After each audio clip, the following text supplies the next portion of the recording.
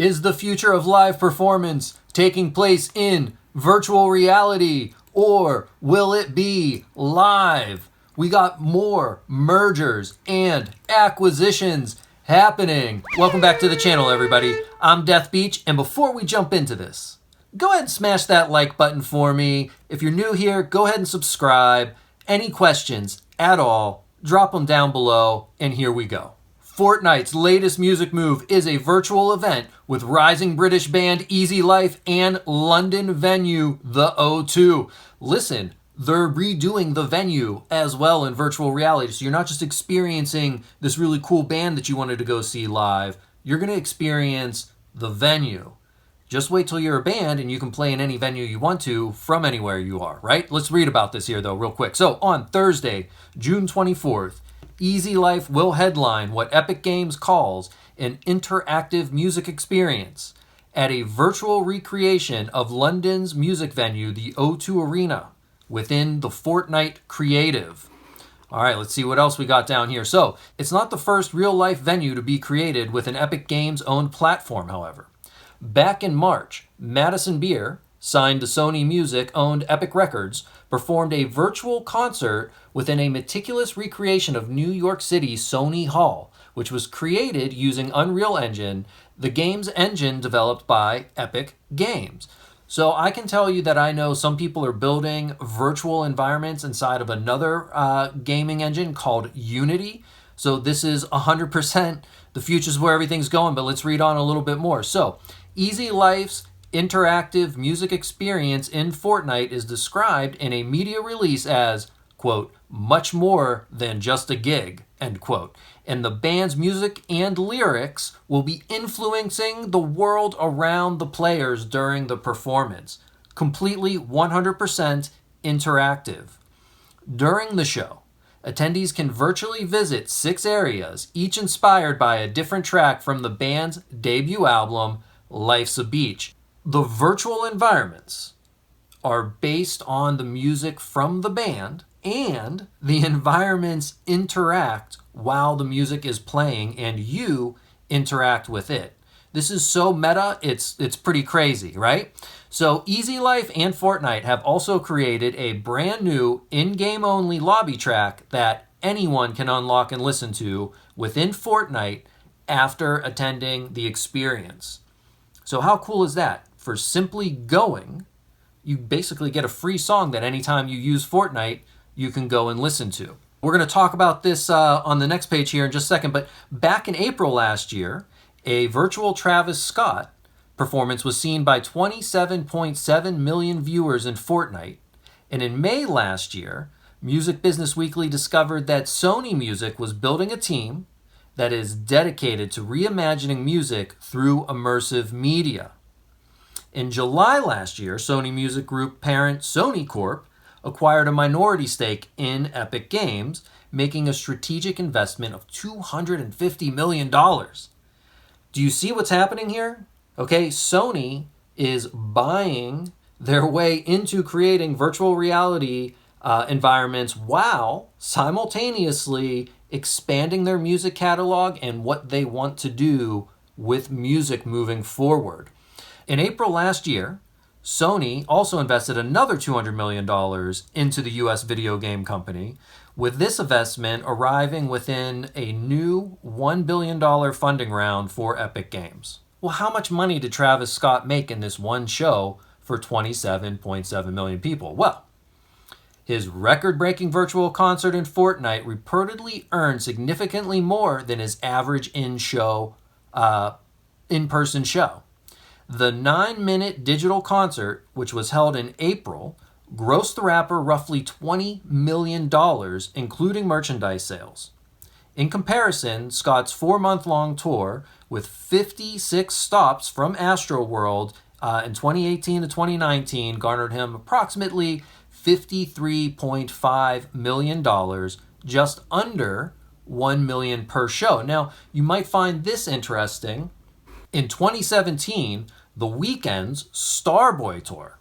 The numbers add up. In 2017, Forbes listed The Weeknd as the 6th highest paid entertainer in the world. That year, he raked in an estimated $92 million due to the success of his album, and he earned $1.1 million per stop on the tour. It was like a 95 stop tour too, right? So he earned like $96 million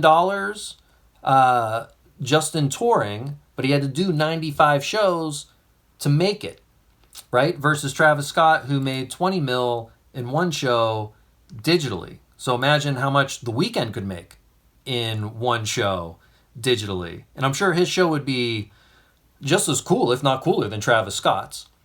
The other thing we have to consider is, if we're talking about NFTs and we're concerned about the environmental impacts of NFTs, well, if we compare, getting, special Fortnite NFTs that are songs that play in the show, even if they're done with proof of work, a 95 stop tour all around the world, that's tons of jet fuel.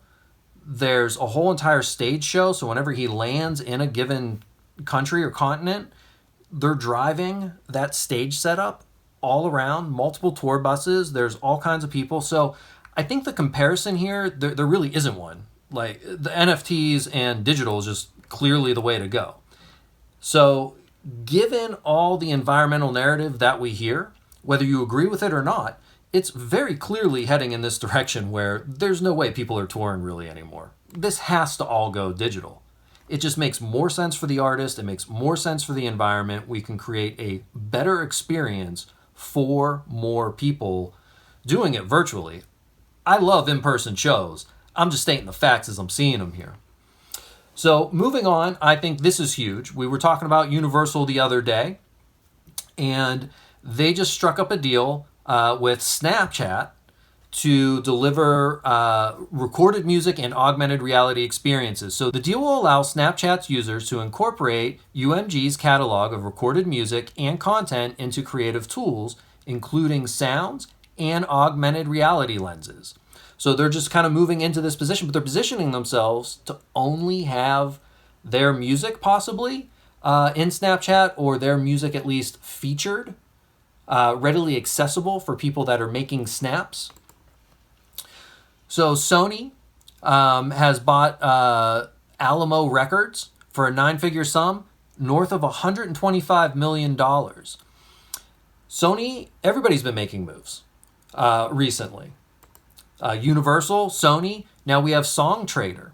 Okay, Song Trader just raised $50 million. This is an interesting story here. There's talk of a potential IPO for Song Trader coming, perhaps even as early as the second half of this year. Stay tuned. The Los Angeles headquartered music rights firm has now raised over $100 million to date, valuing the company at over $300 million. Well, what is Song Trader? Describes itself as the world's largest B2B music licensing marketplace.